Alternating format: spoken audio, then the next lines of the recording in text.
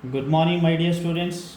Welcome to the online class 7th Standard Geography, lesson number 12 North America, Land of Prairies. Today we are going to discuss about North America, location, extent, and physical setting of North America. Understand by comparison the diversity of physical divisions and understanding the climate and natural vegetation, and know about agricultural development of North America. Understand how North America developed industries utilizing minerals and density and population. But today we are going to discuss only about location, extent, physical setting of North America. At the same time, we are going to discuss little bit about the climatic conditions of North America. In the introduction, we can understand North America is recently discovered continent in 1501. The Italian navigator named called Amerigo Vespucci, who has sailed the coast of mainland. Then the continent was called by first word of his name, Amerigo. So that's why the America name came from Amerigo Vespucci, since he has discovered this continent. So that's why we can call America. Okay, so this continent inhabited by Europeans. Of course, it has 24 states. Okay, and this is one of the rich land where technology and science has been developed, and domestic market and international trade relationship made the country very rich. And of course, transport has been developed in this region, and because of this reason, so this country has become prosperous, at the same time economically well built. Now let us understand about the location and physical setting and extent of this continent. Okay, so first, location, when we understand, we should know, look at the globe and understand this is North America. Okay, so in the globe, if we understand North America, so the entire, we can see this, this is the equator line, where, so the entire North America is located in the north. Okay, and which passes through the Tropic of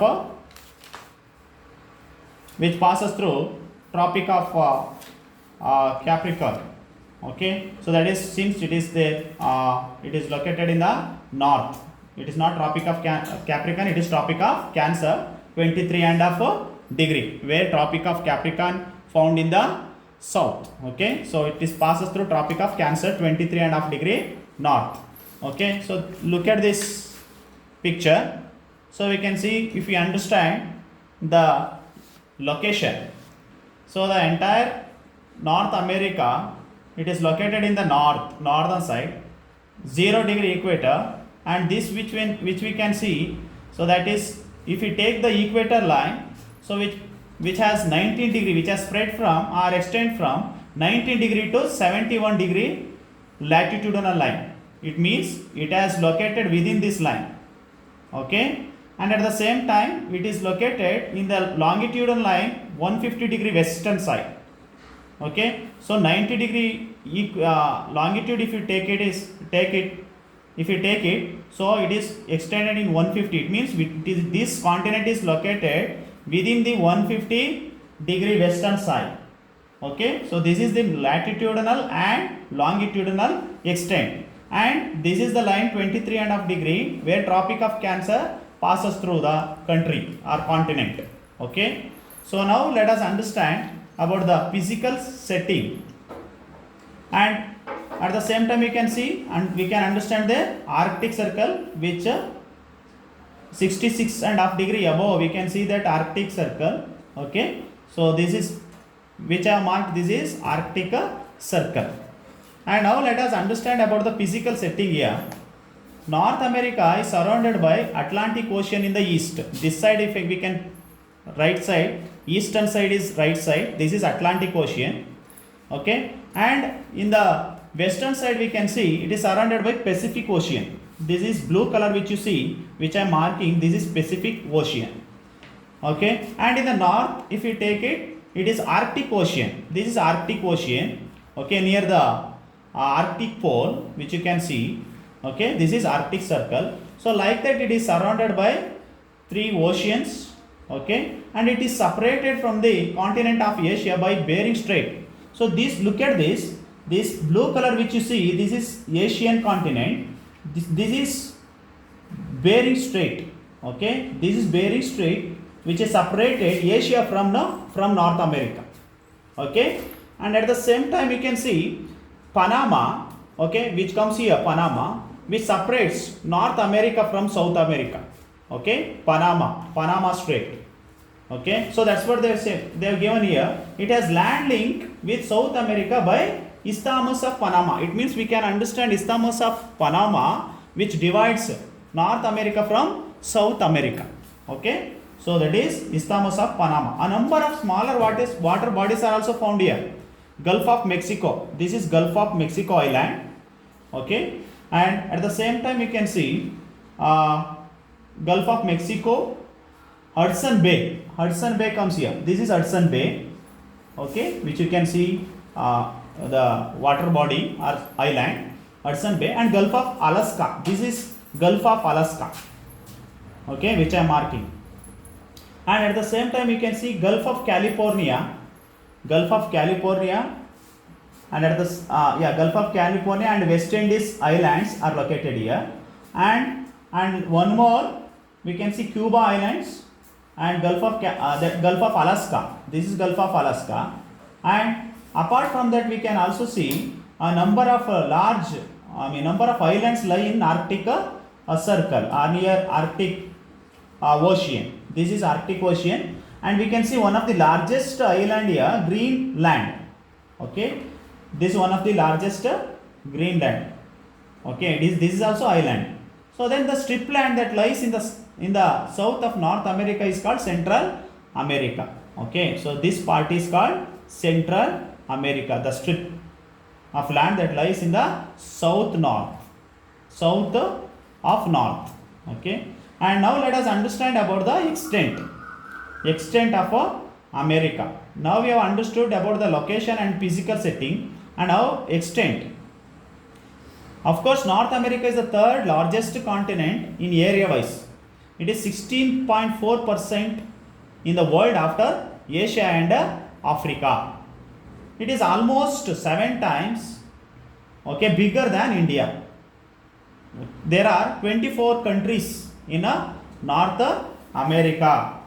That is, among them you can see Canada, USA and Mexico are the 3 larger countries in North America and their size. The Caribbean islands are also area include the physical area for North America. This is Caribbean islands. Okay, where you can see that West Indies. Okay, Caribbean islands, Caribbean Sea, and some of the islands are located in this place in the eastern side. Okay, now let us understand about the physical division. The continent of America, North America, is divided into 4 major physical divisions. One is the Western Cordilleras or Rocky Mountains, and second one the Great Central Plains. Next, the Appalachian Highlands, and the coast. It has the coastal plains. It means the physical appearance of the country or continent is, first one is the Western Cordilleras or Rocky Mountains. It has Rocky Mountains. It has Central Plains.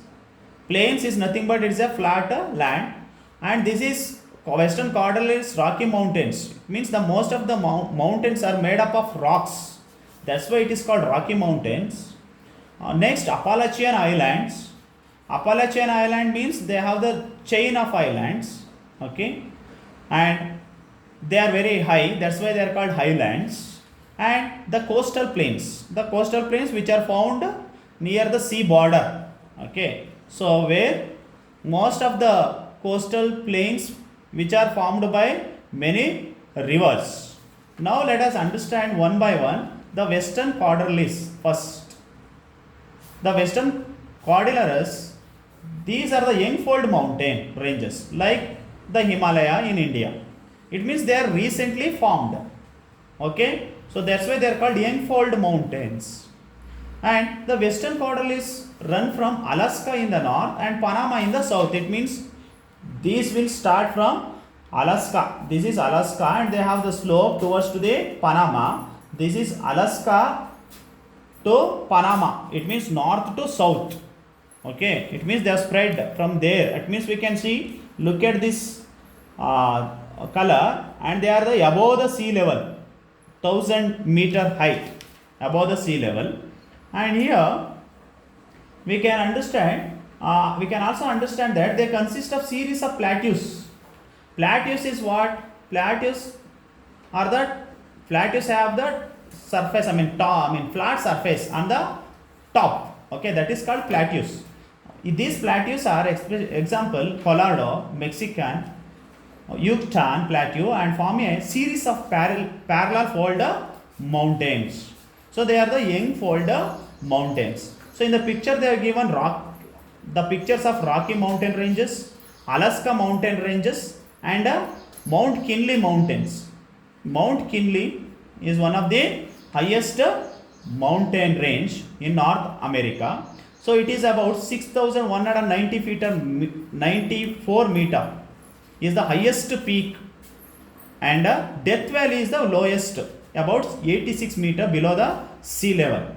Death Valley is the below the sea level, 86 meter, and Mount Kinley is the highest mountain peak in North America. And the Rockies are most important ranges in the western Cordilleras. The height of this range is low towards Alaska and it increases enormously towards Mexico Mount. It means they are the slope from Alaska to Mexico. We can understand it is slow towards to the Mexico. Then we can also understand about the Whitney and White Mountains in California are well known for their rugged slopes and scenic beauty. It means they are covered by snow. Okay, so they are rugged slopes, and at the same time they are very famous for the scenic beauty. Okay, so you can imagine that rugged slopes means if you go to Ooty and Kodaikanal, you can see from the top, if we see down, so there we could see only the smoke. It means that's why which is very deep place. So they are very famous for the scenic beauty. There are some intermountain plateaus. Intermountain plateaus means they are connected plateaus found between these ranges. Plateau of Columbia, Colorado, Mexican plateau are the important among them. So Columbian plateau, Colorado plateau, and Mexican plateau are important in the western Cordilleras. And some of the rivers also form their river Colorado occurs the Colorado Plateau and has given rise to the Grand Canyon. So this is Grand Canyon. So where World Faithful Geyser is found. It is a hot water spring which comes out naturally from the earth. This is known as geyser. Okay, it is one of the World Faithful Geyser which is found in North America, Colorado. Okay, and the next physical feature is about the Great Central Plains. Already I told you plains are flat land and they are very much suitable for the agriculture. But where Rocky Mountains are not suitable for agriculture, they are very high and above the sea level and they are not suitable for the agriculture. Okay, and of course they have formed some river valleys, no doubt about that. But here the central plains are, they are also known as Great Plains of the prairies.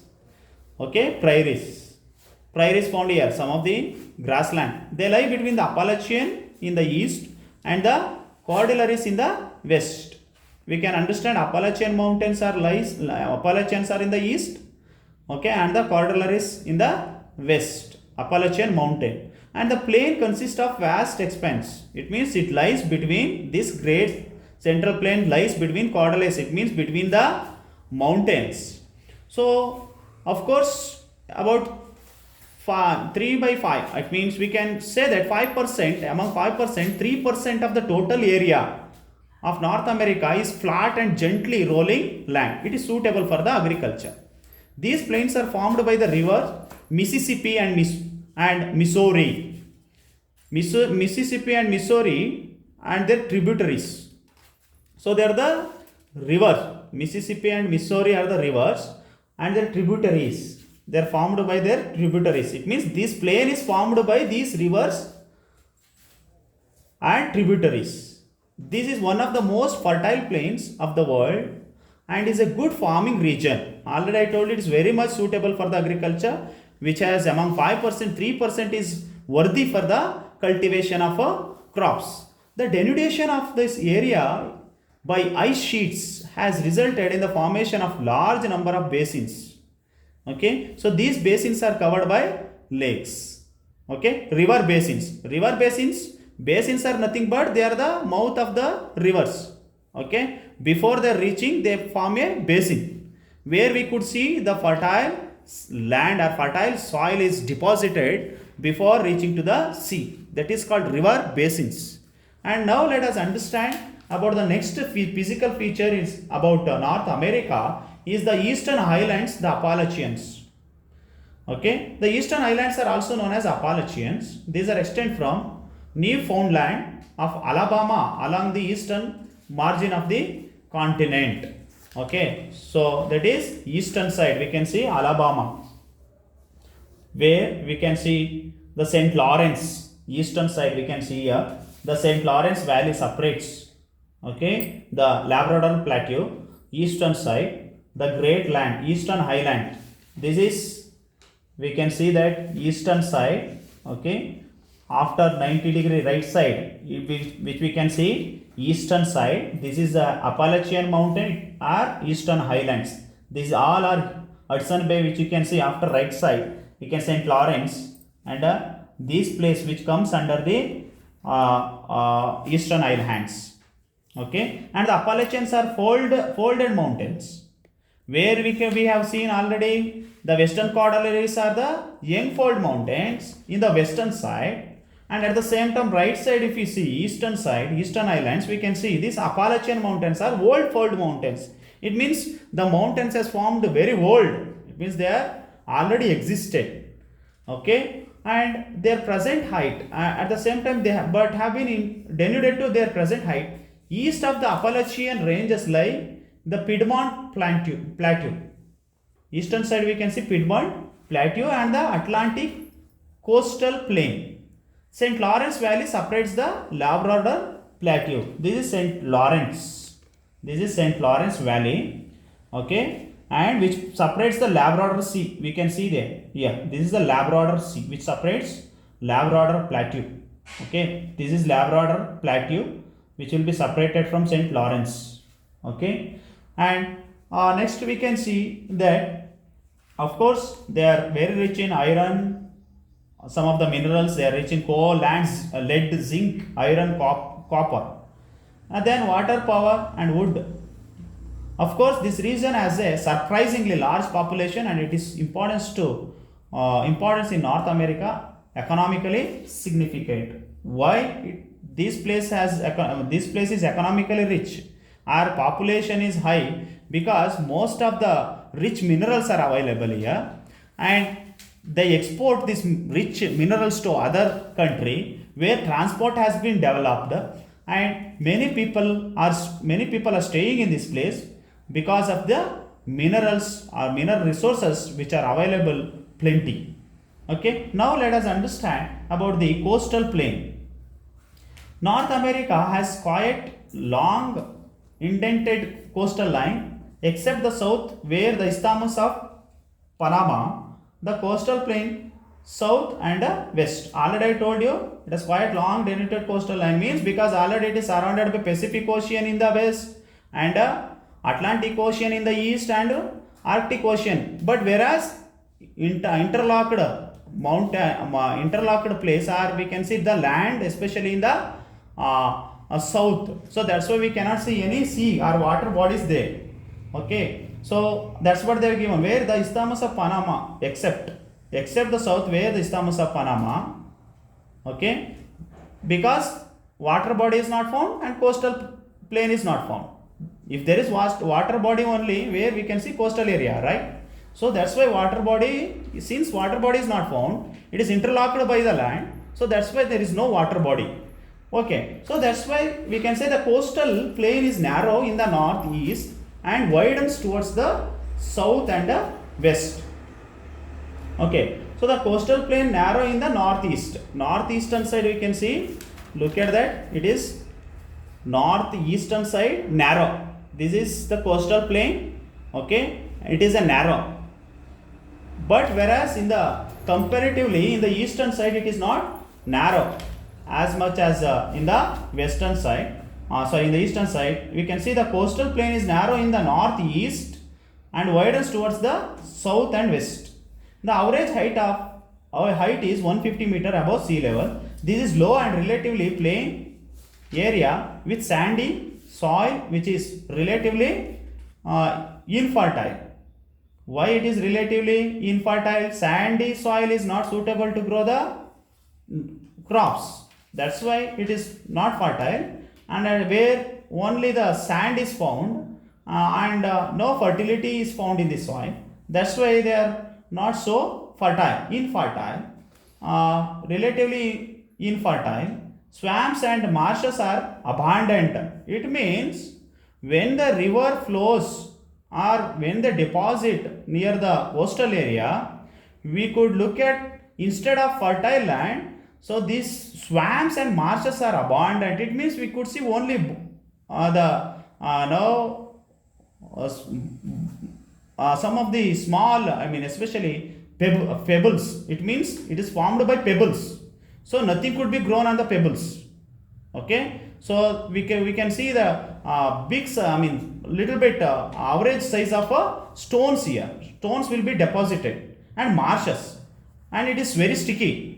Okay, so that's why it is not suitable for the agriculture. Okay, so next, that's what they are telling. The coast and intended by river mouths and bays on which many seaports are located. Of course, seaports are located here, but which is not suitable for the agriculture because it is abundant in marshes.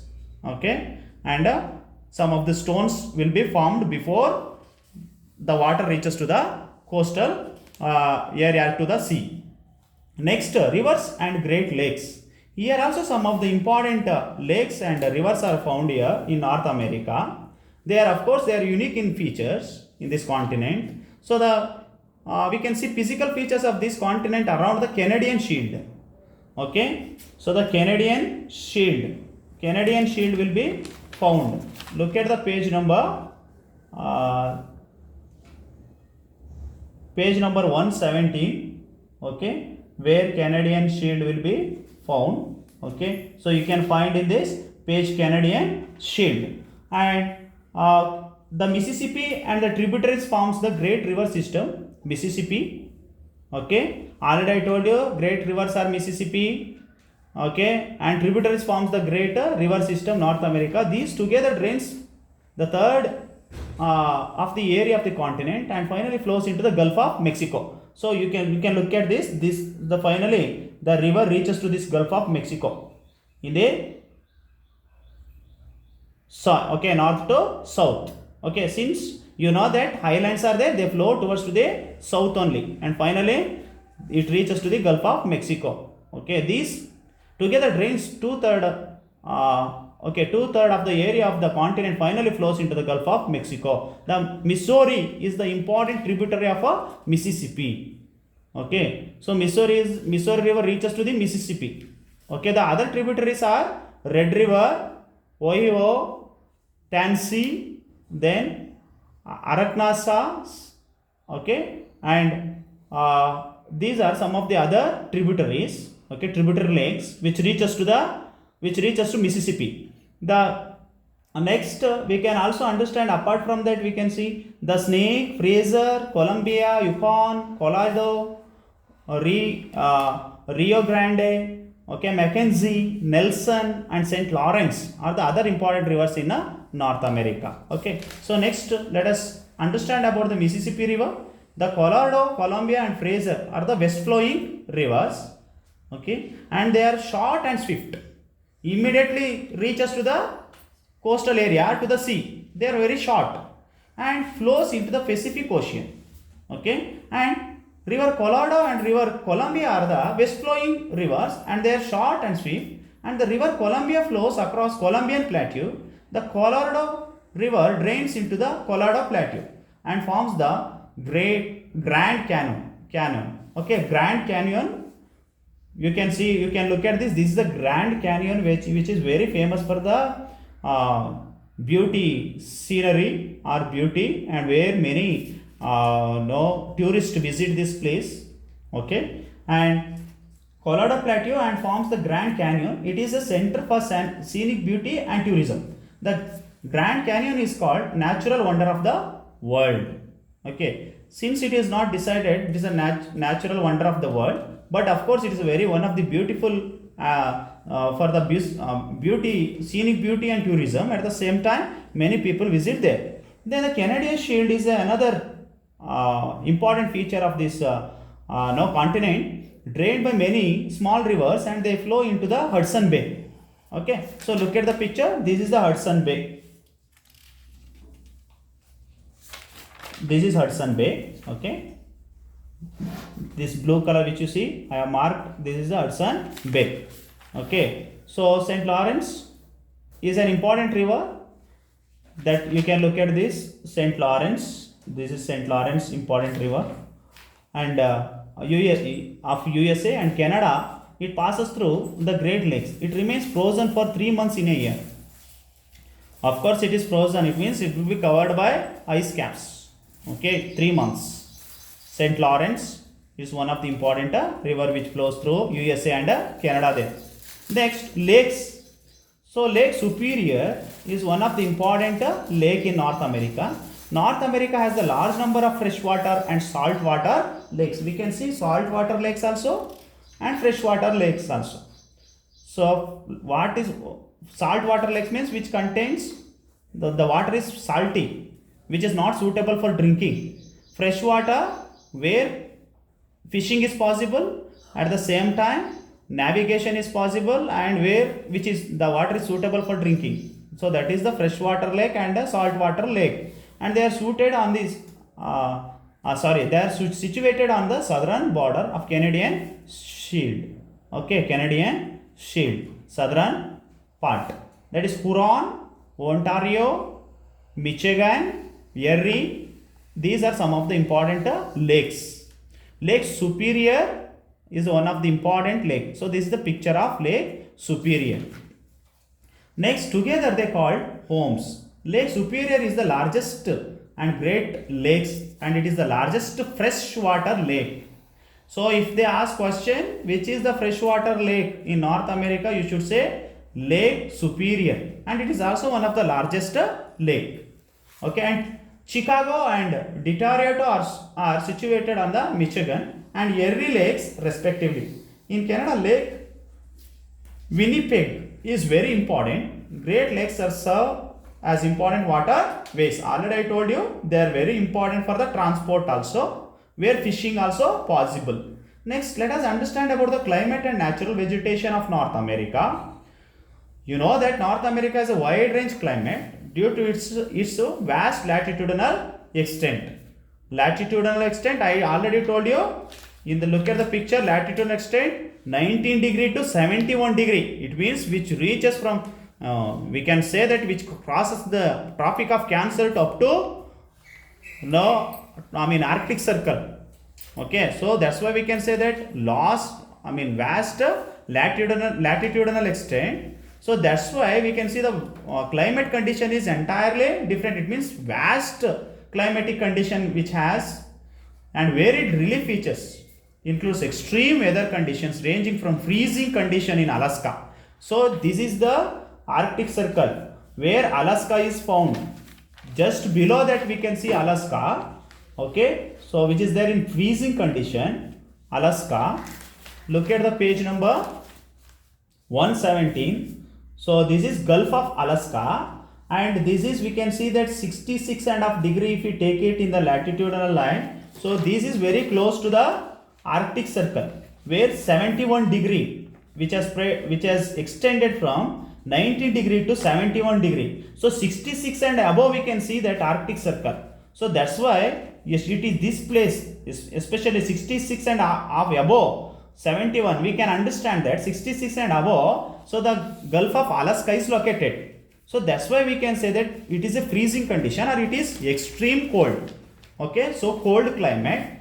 And of course we can understand that apart from that, Greenland also, there also the condition is same. Tundra type of vegetation is found there and tundra type of climate will be found. Tundra type of climate means we can understand it is cold climate, very cold climate. Only few vegetation grow there.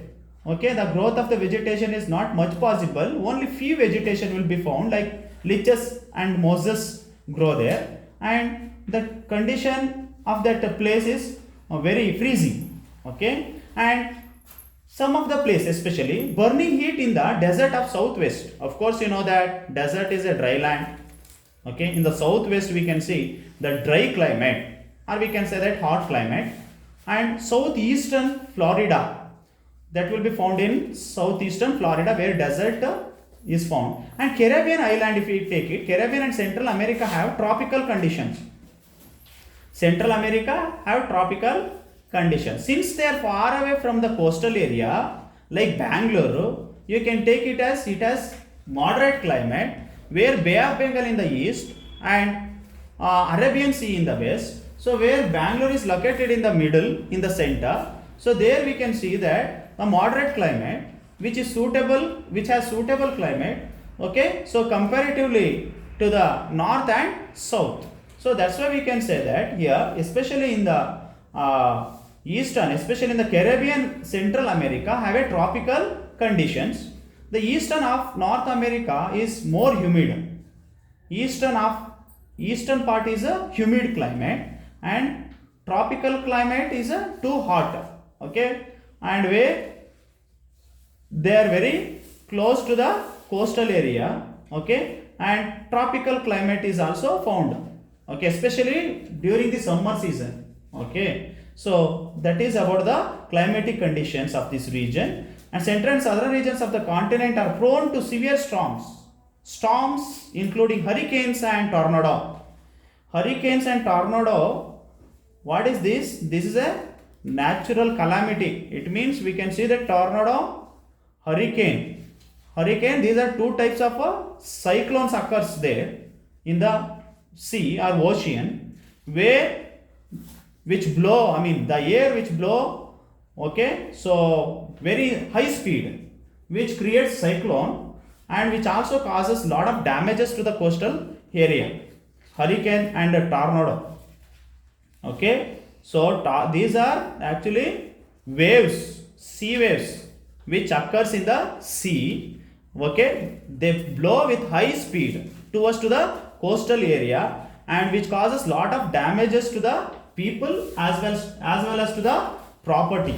Okay, so this occurs every year, hurricanes and tornadoes. Okay, this is about the climate and natural climatic conditions of North America. So regarding natural vegetation and agriculture, important minerals and industries and population, I am going to explain in the next class. Thank you.